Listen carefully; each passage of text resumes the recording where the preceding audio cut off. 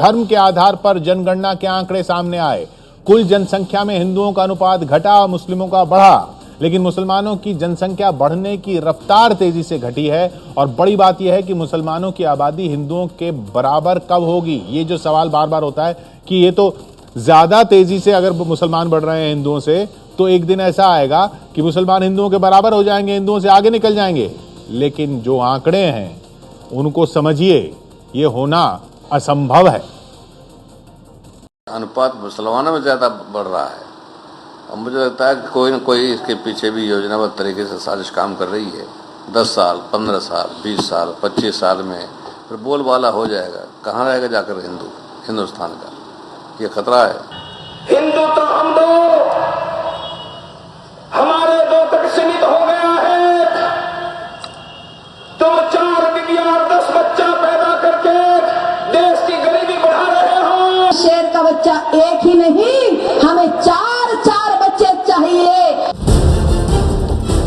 एक सवाल जो कई नेता उठाते रहते हैं वो ये है कि मुसलमान ज्यादा तेजी से बढ़ रहे हैं, तो एक दिन वो आएगा जब वो भारत में हिंदुओं से ज्यादा हो जाएंगे। ये अपने आप में भ्रामक है, क्योंकि मोटे तौर पर हर 10 साल में देश में लगभग इतने हिंदू बढ़ जाते हैं जितनी मुसलमानों की कुल आबादी है।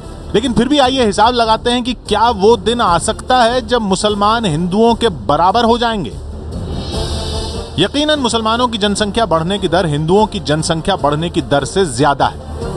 2001 से 2011 में हिंदुओं की जनसंख्या 16.8% की दर से बढ़ी, तो मुसलमानों की जनसंख्या 24.6% की दर से बढ़ी।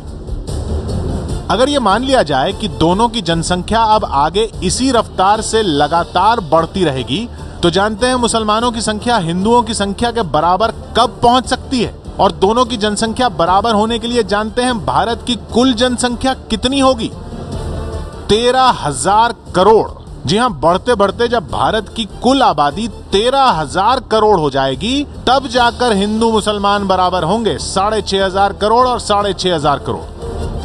अगर दोनों अपनी आज की रफ्तार से बढ़ते रहे तो, और उसके लिए आपको 2281 के सेंसस का इंतजार करना होगा, यानी 270 साल बाद। यानी इससे बड़ा भ्रम कुछ हो ही नहीं सकता। आजादी के वक्त भी यही भ्रम फैलाया गया था कि जितने मुसलमान हिंदुस्तान में रह गए हैं वो इतनी तेजी से बढ़ेंगे कि देखते ही देखते हिंदुओं से ज्यादा हो जाएंगे। लेकिन हकीकत यह है कि मुसलमानों की जनसंख्या बढ़ने की रफ्तार धीमी हो रही है। 1981 से 1991 में मुसलमानों की जनसंख्या बढ़ने की दर 32.9% थी, जो 1991 से 2001 में घटकर 29.3% हो गई। और 2001 से 2011 के ताजा आंकड़ों में यह दर घटकर 24.6% रह गई है। मुसलमानों के मुकाबले हिंदुओं की जनसंख्या बढ़ने की दर कम तेजी से गिरी है। 1981 से 1991 में हिंदुओं की जनसंख्या बढ़ने की दर 22.8% थी, जो 1991 से 2001 में घटकर 20% हो गई।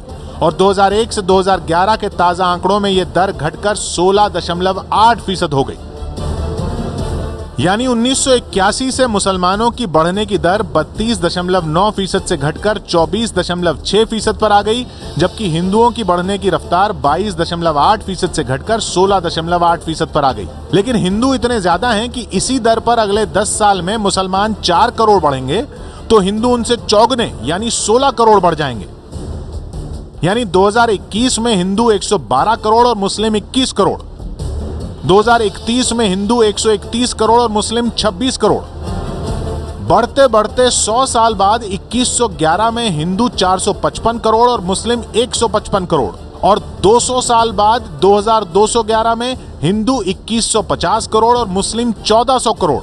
और ऐसे बढ़ते बढ़ते 2281 में हिंदू 6378 करोड़ और मुस्लिम 6531 करोड़ होंगे। यानी 270 साल बाद जाकर मुस्लिम हिंदुओं से ज्यादा होंगे। अगर इसी रफ्तार से दोनों बढ़ते रहे तो मोटी बात यह है कि ये असंभव है। जैसे जैसे देश में शिक्षा और संपन्नता बढ़ेगी, हर समुदाय की बढ़ने की रफ्तार लगभग बराबर होने लगेगी, जैसा विकसित देशों में होता है। यह हिसाब है। 270 साल लग जाएंगे मुसलमानों को हिंदुओं से ज्यादा होने में, अगर यही रफ्तार रही तो। और ये रफ्तार क्यों रहेगी? शिक्षा बढ़ेगी, संपन्नता बढ़ेगी, और 13,000 करोड़ लोग क्या रह सकते हैं इस देश में? असंभव है, ये असंभव है, ये भ्रम है जो फैलाया जा रहा है।